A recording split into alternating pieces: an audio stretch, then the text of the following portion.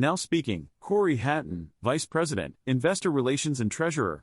Chris Morris, CEO of Dave & Buster's Entertainment Incorporated, opened the call by mentioning that certain forward-looking statements may be discussed during the call and noted that such statements are subject to risks and uncertainties.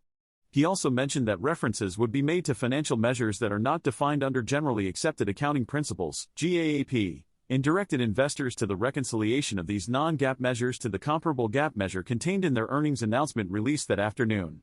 Mike Cordieri, Chief Financial Officer, then discussed pro forma financials, including main event for the trailing 4 quarters ended April 30, 2023, which could be found directly in the earnings release.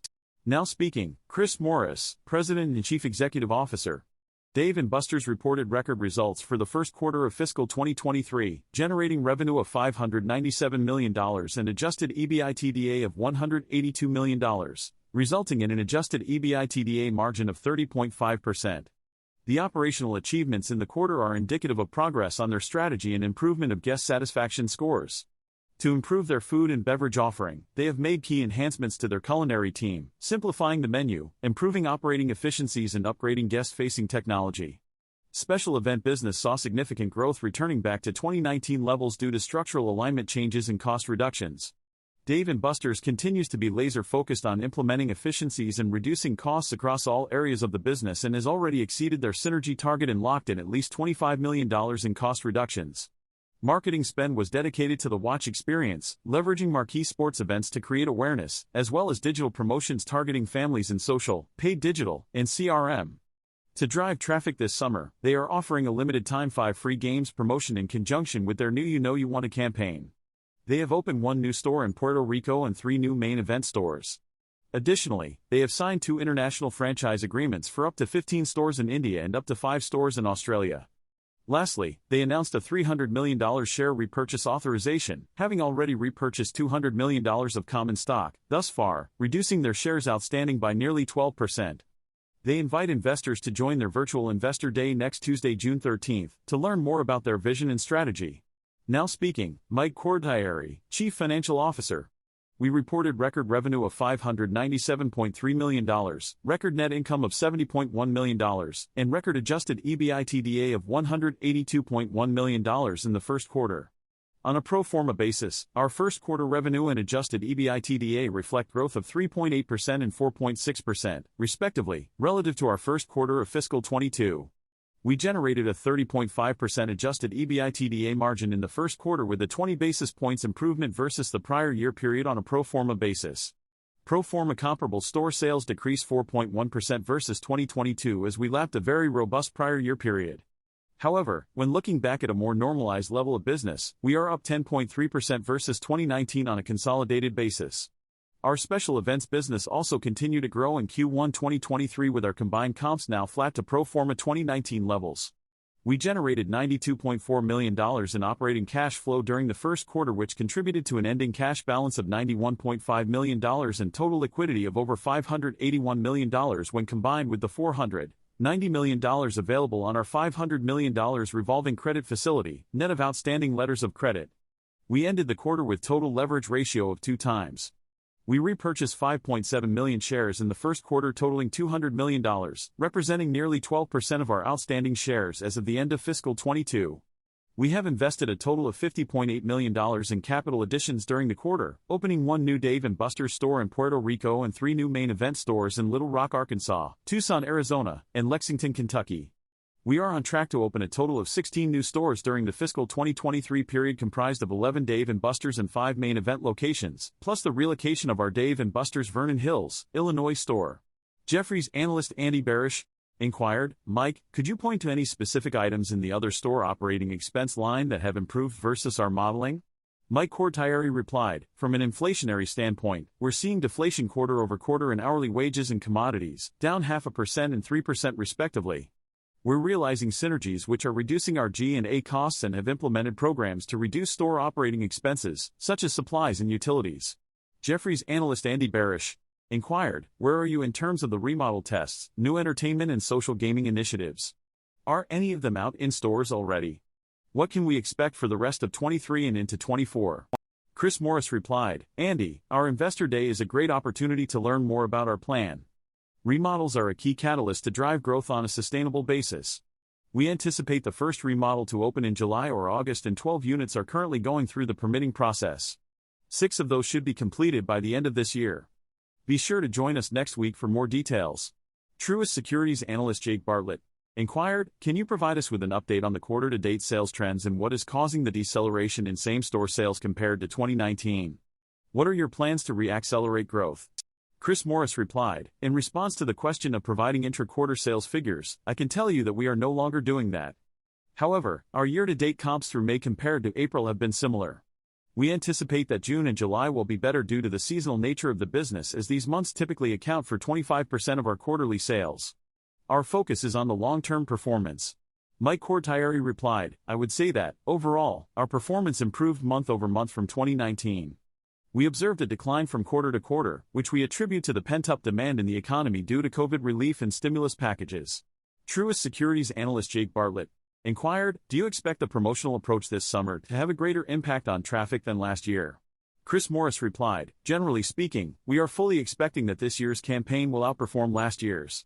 We found through our research that Summer Games was one of the weakest campaigns we had in terms of performance.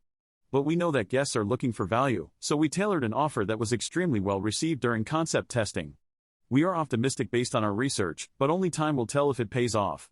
Truist Securities analyst Jake Bartlett inquired, "Can you explain your approach to share buybacks and how that fits into your overall balance sheet strategy?"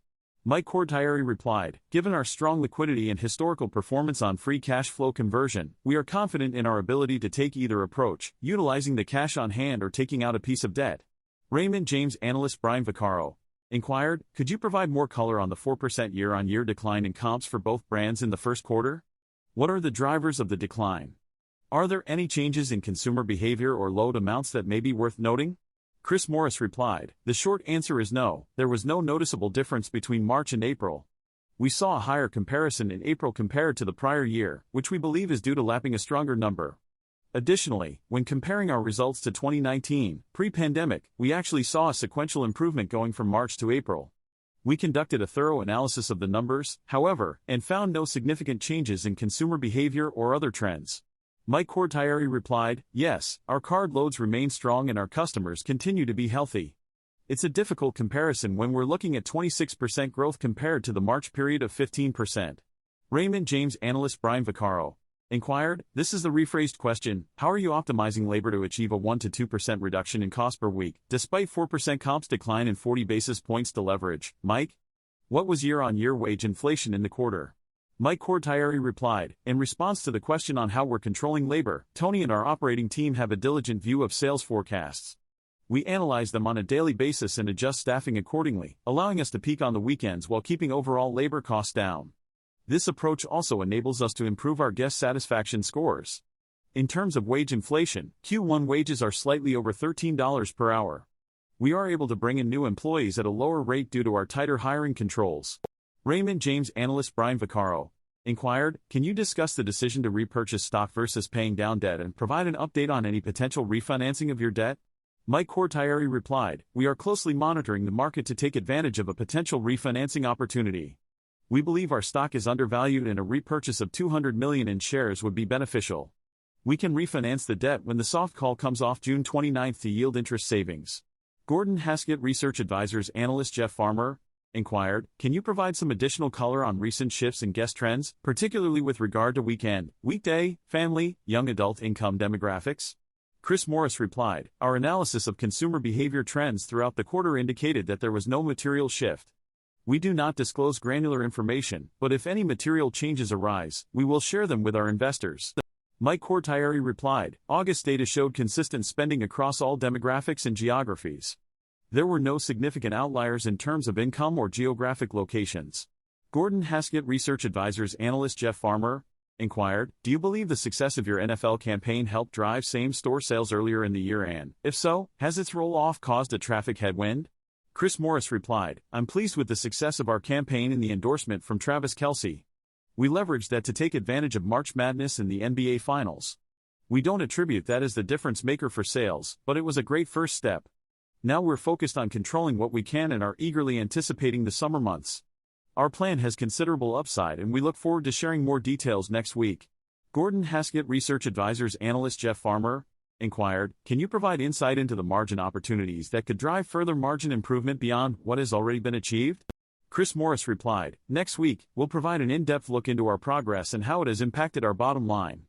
We expect to show further improvement and are confident that our audience will be pleased with the results." Mike Cordieri replied, "Q1 and Q4 have traditionally been our most profitable periods due to seasonality, while Q2 is average and Q3 is usually the lowest period due to school starting. Margins drop accordingly as top-line flow-through decreases in the lower periods." Gordon Haskett Research Advisors analyst Jeff Farmer inquired, "Can you provide more detail on the expected improvement to margin and how it will impact the company's bottom line?"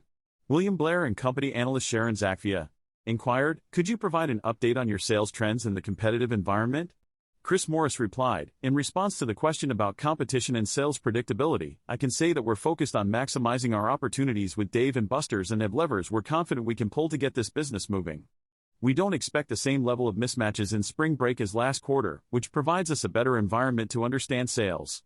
However, the macroeconomic environment does affect our ability to accurately predict sales. We focus on what we can control and aggressively execute the strategic initiatives we've identified." William Blair and Company analyst Sharon Zakvia inquired, "Could you provide some insight into the 6.5% decline in amusement comps? Are there any indicators of lower loads per card than last year?" Mike Cordieri replied, "We are seeing an increase in card loads, which indicates that customers are taking advantage of our value offers. This can be seen when parents purchase higher value cards and split them between their kids, rather than buying two individual cards. We use this as one of the indicators to measure marketing campaigns and other value opportunities." Stifel Financial Corporation analyst Chris O'Cull inquired, "Chris, given the recent performance of check build and pricing, how do you feel about raising the Power Card entry point?" Chris Morris replied, "We believe there's still opportunity to grow our business, however, we must proceed cautiously to protect its value. Low-frequency, high-experiential businesses, such as ours, require an overall experience that guests find valuable. We are confident that there is room for growth in certain areas yet, smartly priced, and we will be able to provide something of value to the guest in return. Next week, we will present our plan and I'm sure you will be pleased with what you hear." Stifel Financial Corporation analyst Chris O'Cull inquired, "Michael, could you provide us with the cash outlay and building costs of opening Main Event stores?" Mike Cordieri replied, "Historically, Main Event would typically finance its sites with a sale-leaseback, which would offset the capital outlay of construction costs, typically around $22 million for a 55,000 plus square foot location. However, given our strong balance sheet and free cash flow conversion, we are now able to fund the full capex upfront from our existing balance sheet and liquidity. We will then enter into sale-leasebacks once the store is open, giving us a far better return on the cash proceeds. Our first store utilizing this new methodology will be Murfreesboro, resulting in a $30 million uptick in capex compared to our historical levels."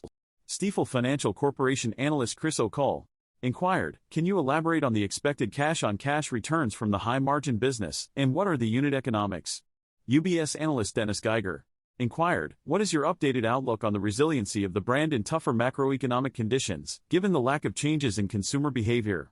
Mike Cordieri replied, "I believe our past performance during periods of uncertainty speaks to the resiliency of our business. Even when comp store sales are down, the amount of adjusted EBITDA decline is minimized. This is due to our ability to capture customers who may be trading down from more expensive vacations and opting for a staycation with a Dave & Buster's trip instead." Chris Morris replied, "In closing, we'd like to thank our team for their hard work and dedication that produced exceptional results at our stores across the country. We look forward to giving more details about our long-term strategic plan at our upcoming Investor Day and keeping you all updated on our growth initiatives. Thank you."